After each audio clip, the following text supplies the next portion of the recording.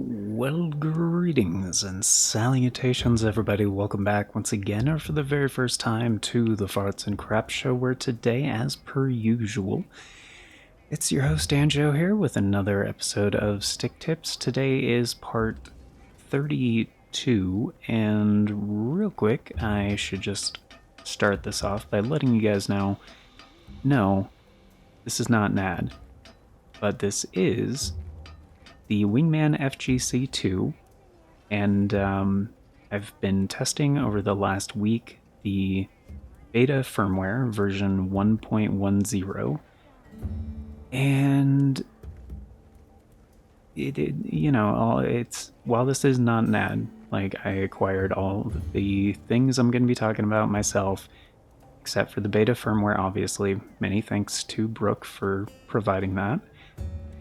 And yeah, it's been interesting because there are new things, and supposedly like new compatibility was added, and the adapter supports like so many controllers, like confirmed, like over 125. There are controllers that will work that are not listed in the compatibility, which they do list on the website. And yeah, I don't have all those controllers, so I can't test them all. And I don't have a list of what the added compatibility is right now. So basically going to go over my notes from the testing and kind of highlight some standout things. And yeah, that's pretty much it. So, this is the website where you can usually check to see if there are firmware updates for your Wingman converters. And the stable release right now is version 1.0.3.1. I did make a video on this a little while ago. That was part 31 of Stick Tips, so highly recommend watching that if you haven't seen it already.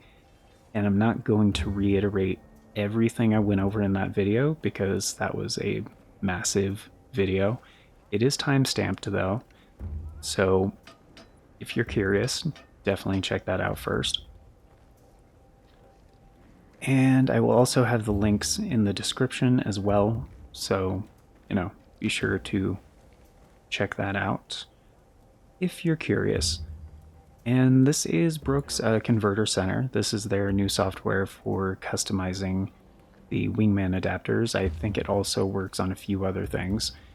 But for the purpose of this video, yes, it was compatible with the Beta Firmware version 1.1, which I guess I'm just going to call it version 1.1 now.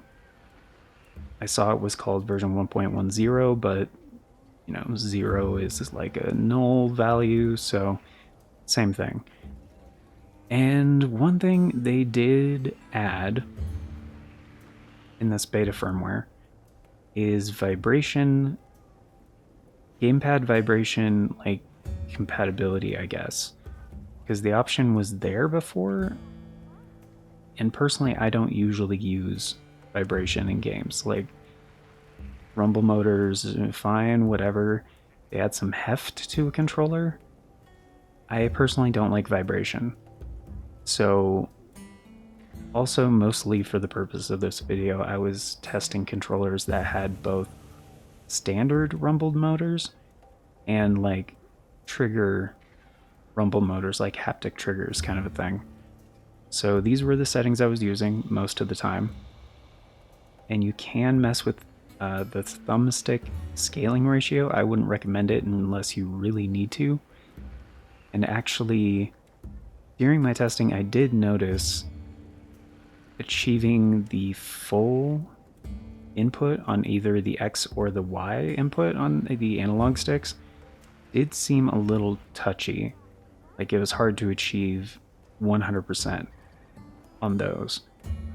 And I'll kind of touch on that here again in the gameplay portion of this video, but it just seemed a little weird and a little bit different. And like the character wasn't getting the run input as easily as it was before. I don't know if that was on the controller firmware or the adapter firmware, but it just felt different. So just wanted to state that as well. And the touchpad feature as well, they have two different modes, mode 1 and mode 2. Mode 1 is what I use most of the time because it's essentially the easy format for simulating a touchpad input.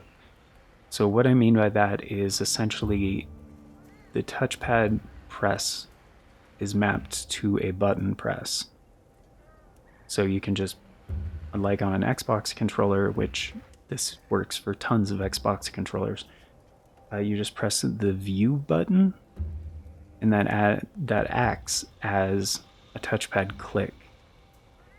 Because in case you guys are unfamiliar, like starting with the DualShock 4 and now in the DualSense, the touchpad has 3 different button inputs. So there's the middle click, the left click, and the right click. Most games don't use this anymore. They treat any of those clicks like the touchpad button. And the full touchpad compatibility isn't, like, as a touch capacitive surface, isn't really used as much anymore anyway. So it's basically been demoted to a single very large button. Which, yeah, it makes sense. Like, that's just kind of like the trend it's been going. And I think just consumers decided they don't really like having a touchpad in general. Like, it was an interesting concept at the time, and I see why they did it, but at the end of the day, I would prefer a button. Like, I don't feel like I'm missing anything when I'm using like a Switch Pro controller or like an Xbox controller.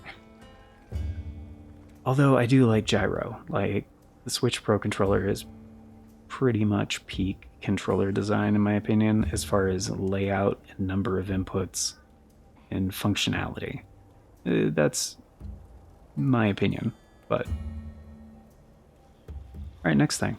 This is going to be the focus. I am still eventually going to make an 8BitDo Pro 2 like deep dive video about like all the different iterations of the Pro 2 and everything, and like the evolution of the controller. That's just like a larger video that I've been working on and adding to in the back burner for a long time. Don't worry, I'll get to it. But this has been my favorite controller as of late, and I mentioned this real briefly in the previous episode of Stick Tips, the 8BitDo Pro 2 for Xbox, the updated Hall Effect version. They now have controllers out with TMR sticks, the Ultimate 2, and like their new 2.4 gigahertz like 8-speed technology, which is very exciting.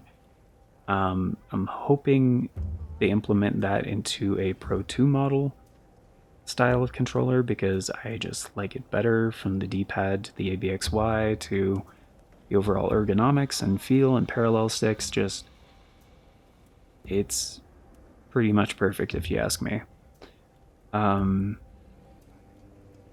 yeah, they're still in firmware version 1.04 for this controller. The older version, the one that is not Hall Effect, the original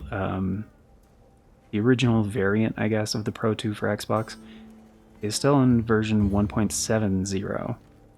And you can check to see if there's a firmware update on 8BitDo's website, support.8bitdo.com. Again, I will have the links for any applicable links in the description.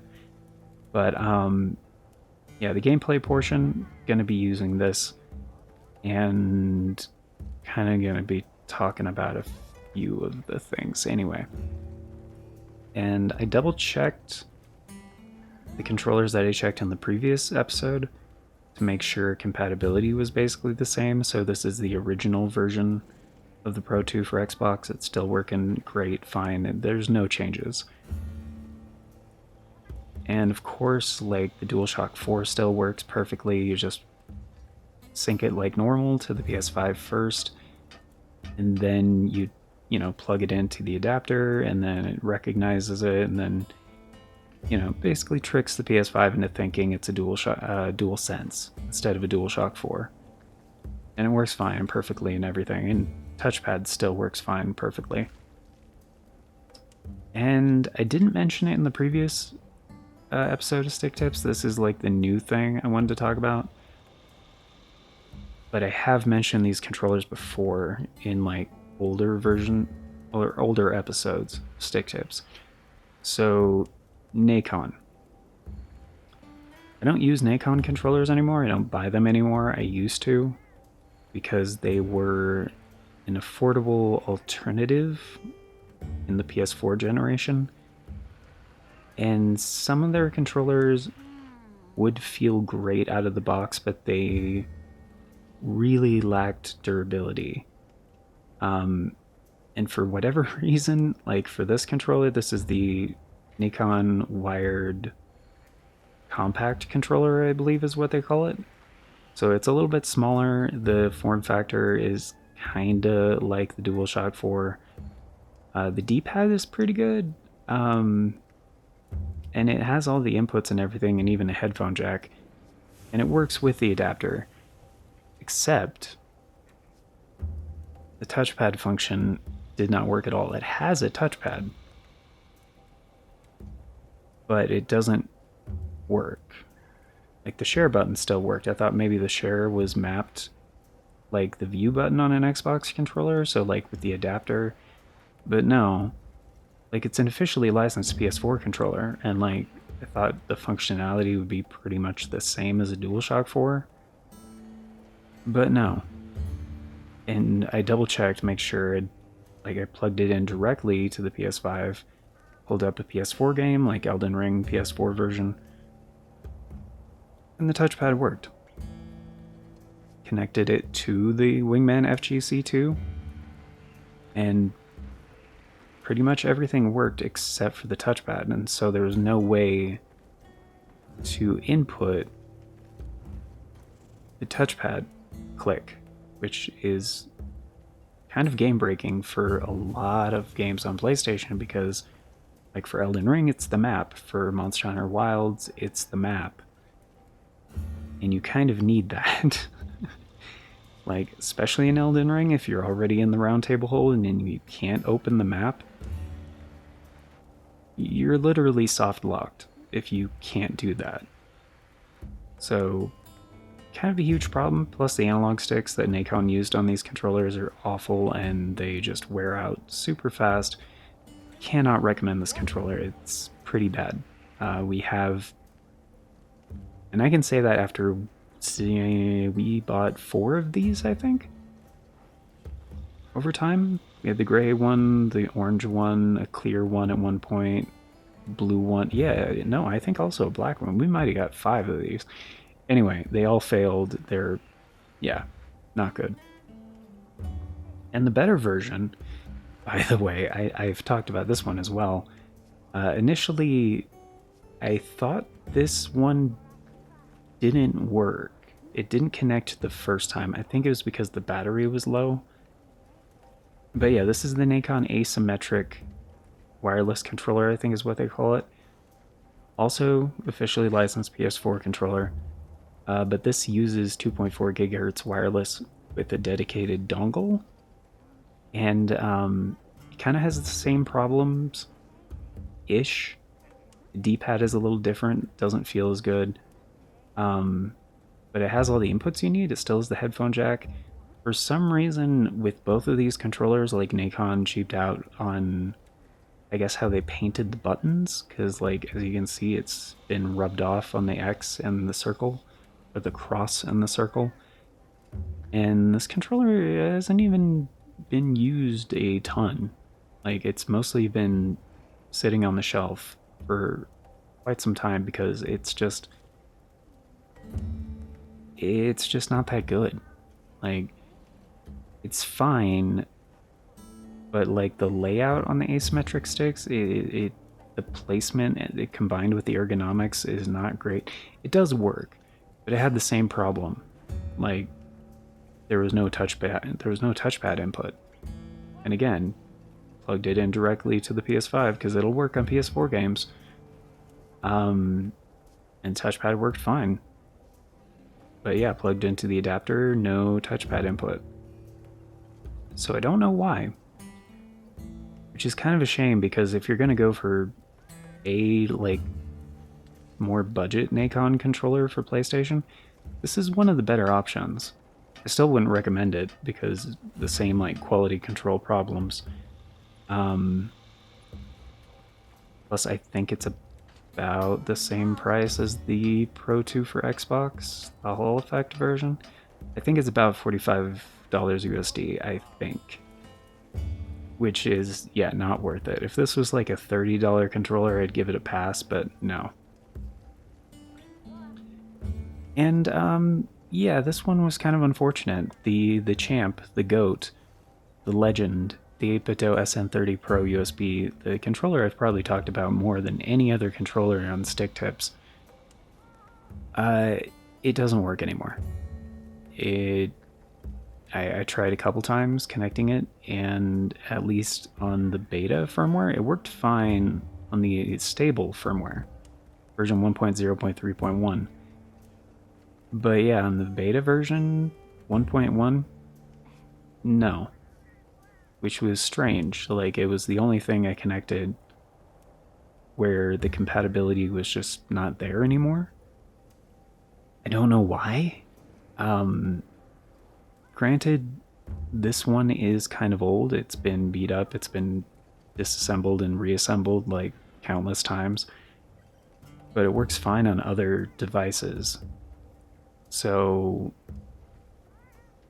yeah, I don't know why. But I thought I'd just mention it. I don't know if it's still gonna not work on the stable release when it comes out. But yeah, it wasn't working at all. So, kind of unfortunate, but at the same time, the Pro 2 wired controller is a better controller than this. 8BitDo seems to have moved on from the SN30 Pro USB, so yeah. It's worth mentioning. The other one.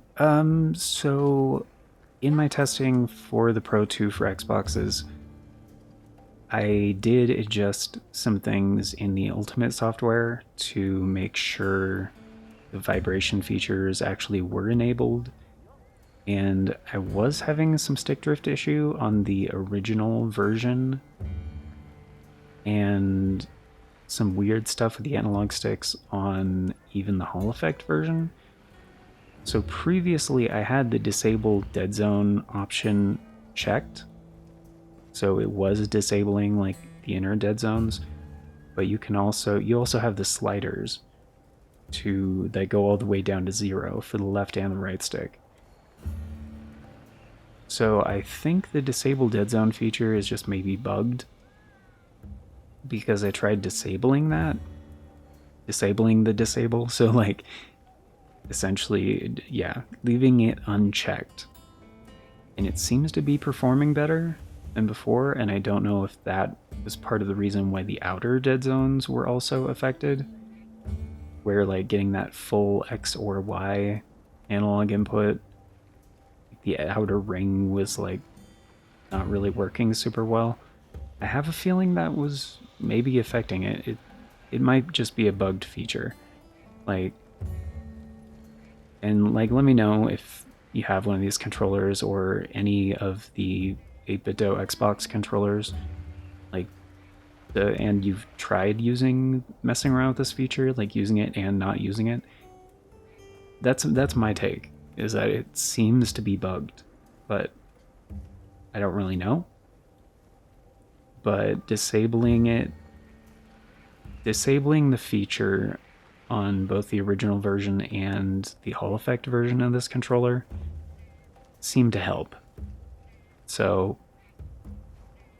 granted, 2 is not enough to know if, like, for sure, but seems to be. That's my 2 cents. And the one other thing, yeah, so I tried, because that was the other reason I wanted to use the 8BitDo Pro 2 for Xbox.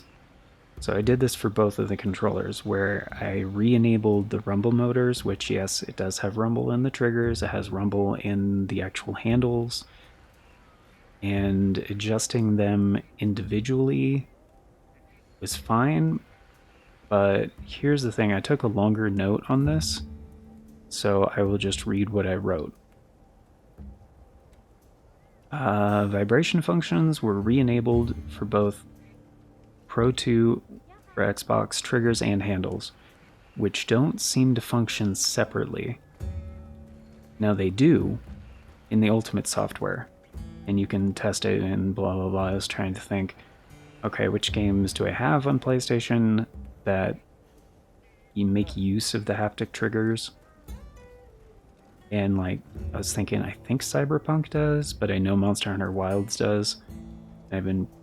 My familiarity with that game is a lot higher, and it's already installed. So I was like, yeah, Monster Hunter Wilds. But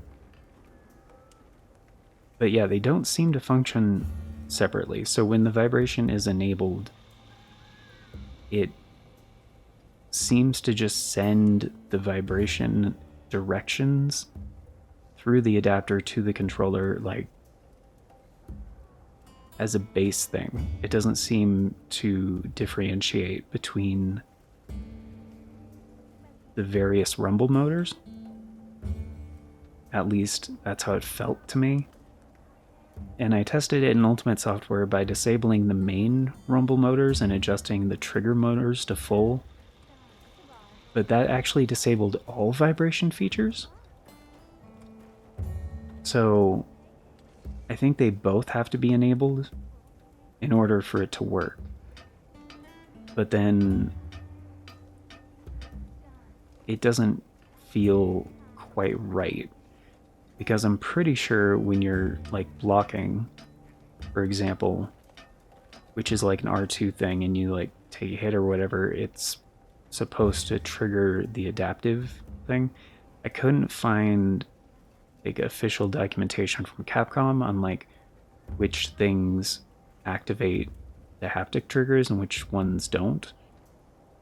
But that's usually how it is. Oh, and Horizon Forbidden West. I know that uses the adaptive stuff, and yes, but I would have to re-download that, and it's like 100 gigabytes.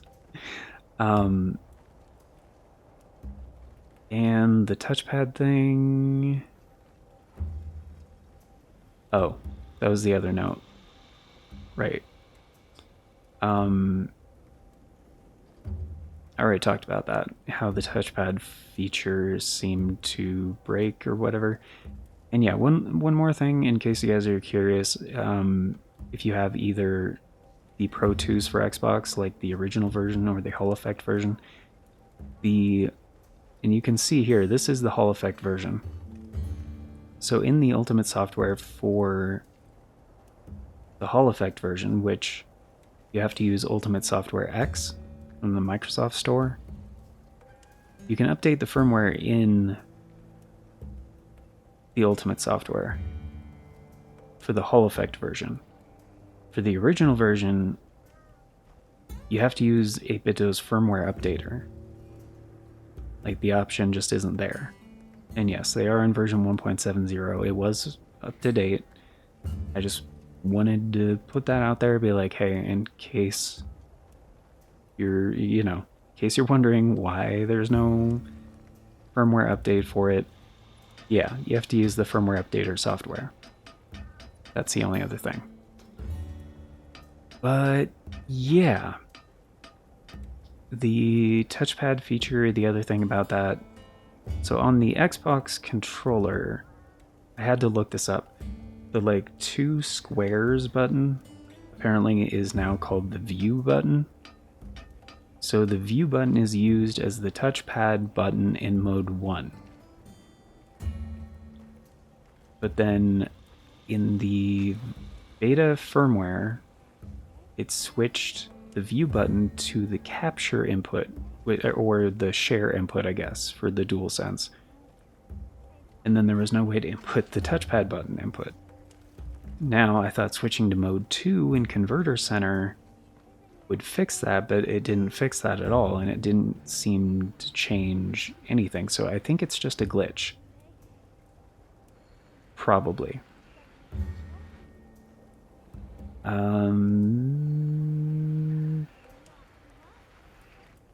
Yeah. And that's pretty much everything that I found that was different in this beta firmware. And not having access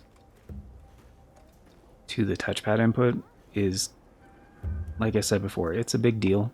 It's kind of game breaking. And I can do it now because I actually reinstalled the version 1.0.3.1, the stable release of the firmware, the FGC2. And it's kind of a shame. And I did notice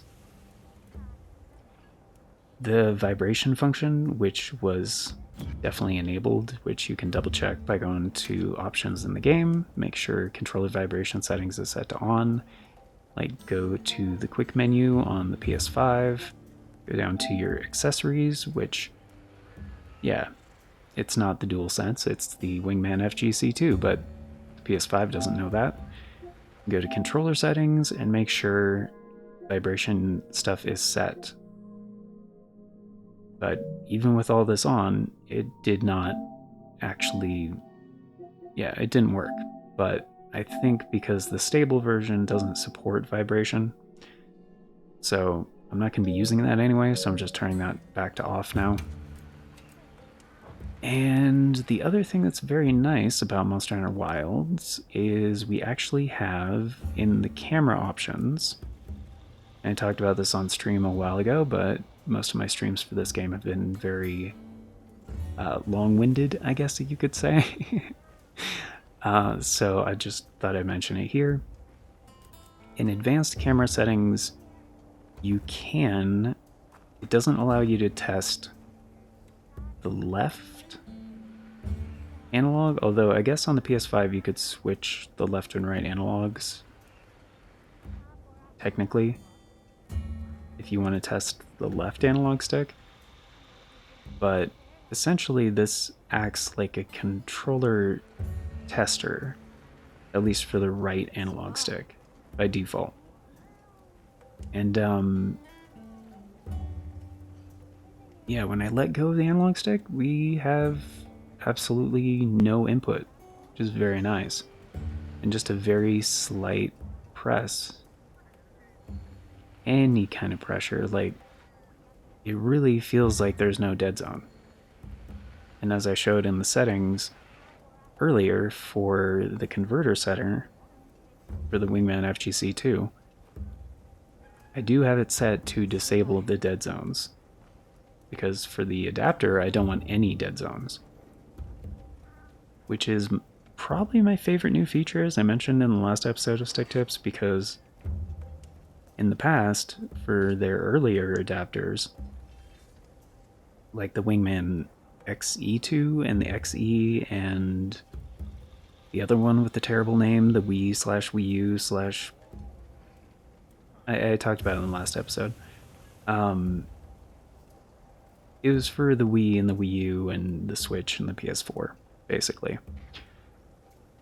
Yeah, that one had giant dead zones, inner dead zones, which is what I was talking about. So this seems to happen with diagonals the most, and I don't know if, like, why necessarily, but at least on left and right, and this is on the stable this isn't on firmware 1.1, this is the stable 1.0.3.1. Oh, because it's having to divide when you're doing diagonals. So never mind, that's normal behavior. But yeah, all the way to the left, it does go all the way up. And I don't think... We do have a maximum dead zone, actually. So let's get rid of that. Oh, it does go all the way up. Although I don't like to press the analog stick like all the way to the edge. So I do usually, the game gives me the option. I do prefer to have a very slight outer dead zone. But yeah, as far as the response curves and everything goes, like, it definitely feels better. So again, I think that's on 8BitDo. I think their disable dead zone feature just kind of messes with some other stuff. And I used to use it to check and see if my controllers like had drift or whatever, but I would just recommend not using it. But yeah, I've been using this controller heavily now for